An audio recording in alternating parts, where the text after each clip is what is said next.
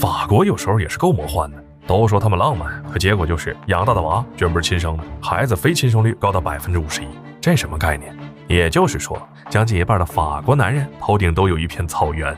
更离谱的是，哪怕孩子不是亲生的，这些男人呢还得老老实实给抚养费才行。法国为啥会这么奇葩？今天球哥就带你来了解了解。法国位于欧洲西部，与比利时、卢森堡、德国、瑞士、意大利、摩纳哥、西班牙和安道尔接壤，国土面积约为55万平方公里，人口约6804万人。都说法国人很浪漫，巴黎也是世界知名的浪漫之都，他们对生活、对爱情呢是相当的奔放，从而导致的一个结果就是，很多人发现这娃生下来怎么和自己长得不像，或者说明明父母都是白人，结果生了个小黑蛋出来，差点没把人给整崩溃。你说除了舔狗，谁还想给别人养小孩？所以一旦发生这种事的家庭，结果都是离婚。法国政府一看这不行啊，你们都离婚不生小孩，那国家咋办？什么？你说孩子不是你亲生的？好办，那大家都别做亲子鉴定了。有时候知道的太多，对你也不是什么好事儿。我这也是为你好啊。所以只要是敢做亲子鉴定，不仅得交1万多的罚款，还得把你关小黑屋，关1年。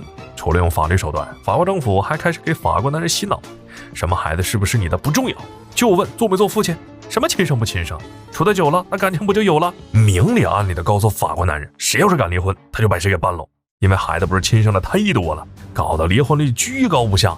法国政府就开始禁止大家做亲子鉴定，但没办法，要是白人夫妇生了个小黑蛋，那不做也知道不是亲生的，这婚到底还是得离。于是法国又开始下规定了，行，怎么说都不听，都想离婚是吧？那好，我就把离婚的政策给你改喽。就算离婚了，不管是孩子是黑是白，是不是亲生的，这娃你就得给我养着，一直到成年为止。还有前妻抚养费也得给足，万一前妻找了新的男友也一样。这就是说，一个人至少得养3个人，这事儿搁正常人身上有谁会同意呀？所以为了杜绝这种情况的最好办法，那就是不结婚。所谓上有政策下有对策，既然离婚这么麻烦，就算离了也是个蠢蠢的大冤种，干脆就不结婚。男人们是省了不少麻烦，但政府就麻瓜了，不结婚生育率就低，生育率低就容易变成韩国的模样，慢慢的从这个世界上自然消失。为了能促进生育率，法国政府也是绞尽脑汁，你不是怕孩子不是你的就不结婚了吗？行啊，那就不用结了。法国政府就出台了项政策，叫公民同居契约。简单说呢，就是2个人不结婚，但在一起生活、养孩子，各种开支双方 AA。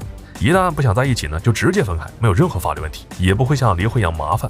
当然，这些还不够，在法国，一个正常的家庭生儿育女，不仅能享受减税优惠，而且还能享受丰富的补贴福利。毕竟生儿育女这事儿压力还是蛮大的，所以法国政府呢就表示一视同仁。为了能提高生育率，法国政府也是福利拉满，只要生了1个娃，就能给家庭减免至少3000欧的税，而且多生1个能减免的税也都翻1倍。不仅如此，为了不让家庭感受到养孩子的负担，比如说医疗和教育，法国政府一手全给你包办了。像医疗保险，可以说只要是公民都享有，而且价格也不贵，每月交个几百欧的费用就行。尤其是只要家里有1个人在工作，其配偶和子女都在这个保险里面，就不需要多交钱。而教育呢，孩子可以免费读完从小学到大学的公立学校。要是家里确实穷，生了孩子实在是养不起，法国政府会在孩子出生后给近950欧的补助，在孩子3岁之前，每个月还有将近200欧的补贴。因为补贴实在是太丰厚了，很多家庭直接就靠生小孩来赚钱。尤其是最近这些年，法国涌入不少黑人，很多黑人家庭就靠这一招生活，导致法国都逐渐黑化了。除此之外，因为生娃的原因，导致女性不容易重返职场，于是政府就表示，孩子由我们来照顾，你们安心的去工作，赚奶粉钱回来。对于幼托、保姆等职业，开始大力支持和建设，对办幼托的公司给予免税的政策，减缓父母上班的后顾之忧。最重要的是，不管是已婚的还是前面所说的公民同居契约所组成的临时家庭，都能享受到这些优惠的政策。也就是在这些福利的保障下，法国才勉强的保证了生育率。总的一句话，法国人口能减少的不算太多，完全就是靠钱砸出来的。好了，本期视频到这儿就结束了，麻烦各位看官，你发财的小手给了一点赞、关注呗，咱们下期再见。